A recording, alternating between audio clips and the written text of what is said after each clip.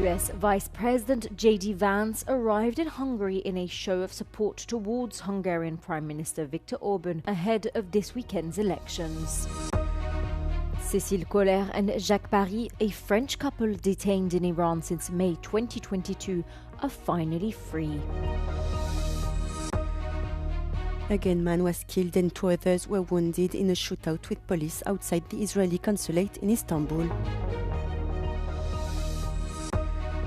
A Russian drone strike on a bus stop in central Ukraine killed 3 people and injured a dozen more.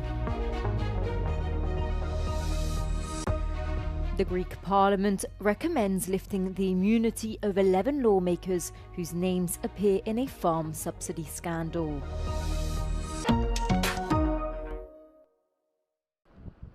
US Vice President Vance urged Hungarians to back Prime Minister Viktor Orban in upcoming elections.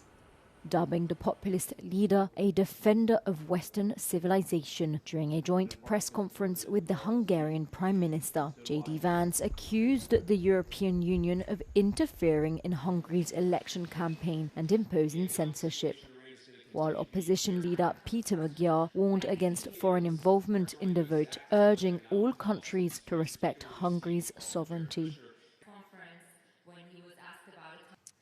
What has happened in this country, what has happened in the midst of this election campaign is one of the worst examples of foreign election interference that I've ever seen or ever even read about. The bureaucrats in Brussels have tried to destroy the economy of Hungary.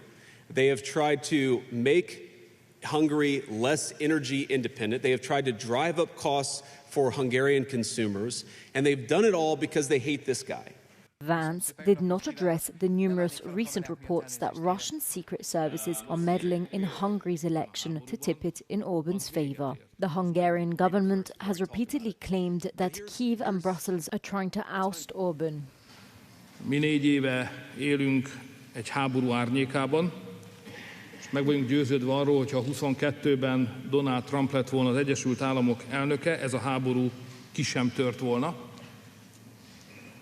És hogyha az európaiak, még pontosabban Brüsszel nem akadályozná az elnök béketörekvéseit, már régen béke lehetne Ukrajnában.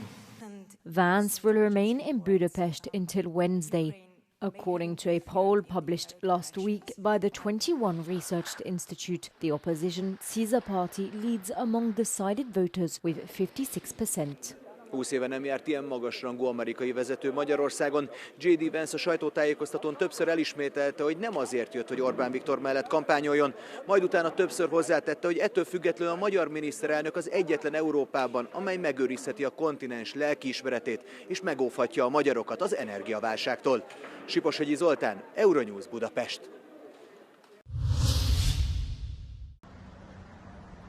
Cécile Kohler and Jacques Paris, the French teaching couple detained in Iran since May 2022, are finally free after 3.5 years of captivity following espionage charges that they have always denied.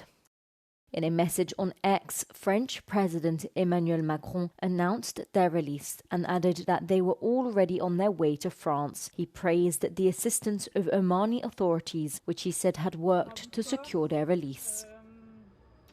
The 41-year-old literature professor and her 72-year-old retired teacher partner were sentenced last October to 20 and 17 years in prison, respectively, for espionage, including for Israel.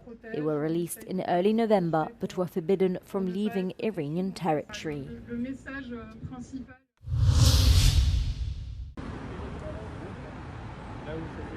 A gunman was killed and 2 others were wounded in a shootout Tuesday with police outside the Israeli consulate in Istanbul. 2 officers were lightly injured, the Istanbul governor said. Authorities have identified the assailants. It remains unclear whether the incident was a planned attack on the consulate.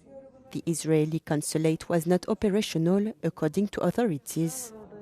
Hello from Istanbul. Today, the Israeli Consulate General in the megacity of 20 million people has been targeted in an attack by suspected ISIS militants. Turkish authorities have said that one of the 3 suspects had certain ties to the extremist organization, and one had a drug record in his background, drug use background. Other than that, Turkish police have already, and Turkish Ministry of Interior has already started an investigation, and they say that the efforts to conclude it are still ongoing. Meanwhile, 2 of the suspects have been killed in their standoff with the Turkish police. That's Emre Başaran for Euronews in Istanbul.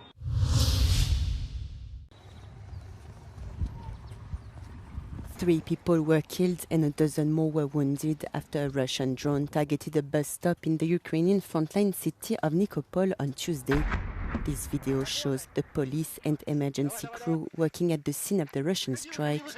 The drone targeted a moving bus as it was pulling into the stop to pick up additional passengers, the regional military administration head said on Telegram. Meanwhile, a Russian shelling on the southern Ukrainian town of Kherson killed at least 3 residents and wounded at least 7 others, according to a regional official.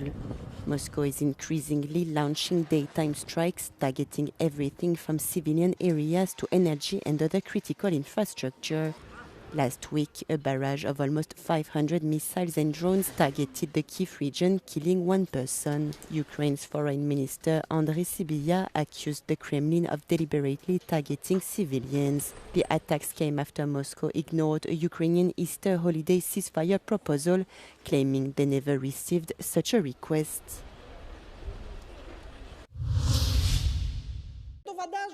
The Greek Parliament's Ethics Committee unanimously recommended lifting the immunity of 11 lawmakers whose names appear in a case file submitted by the European prosecutor as part of its investigation into a farm subsidy scandal.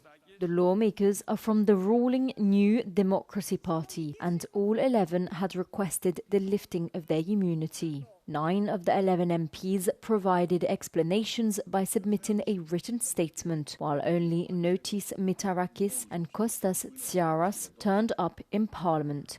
Tsiaras and Mitarakis issued a statement saying that the case must be resolved as soon as possible. The final decision is expected to take place after the 19th of April. The investigation looks into whether beneficiaries of agriculture subsidies had made false claims, with some making claims for land they did not own and exaggerating the number of animals on farms.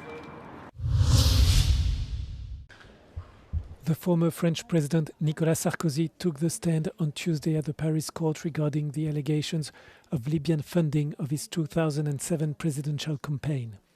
Sarkozy is being prosecuted in this political and financial case, which began in 2011, in which the court suspects a corruption pact with Muammar Gaddafi's regime to support his successful campaign. He has contested these allegations from the outset, telling that not a single cent of Libyan money was involved in his campaign. Having been sentenced in September 2025 at first instance to 5 years in prison, and having spent 3 weeks in prison in late October and early November, Nicolas Sarkozy is now fighting for his rehabilitation. As in the first trial, Sarkozy is appearing alongside around 10 co-defendants whom the court suspects of having set up secret financial channels using international intermediaries and diplomatic connections. Nicolas Sarkozy will be heard again on Wednesday and on Monday. This appeal trial is expected to last until June the 3rd.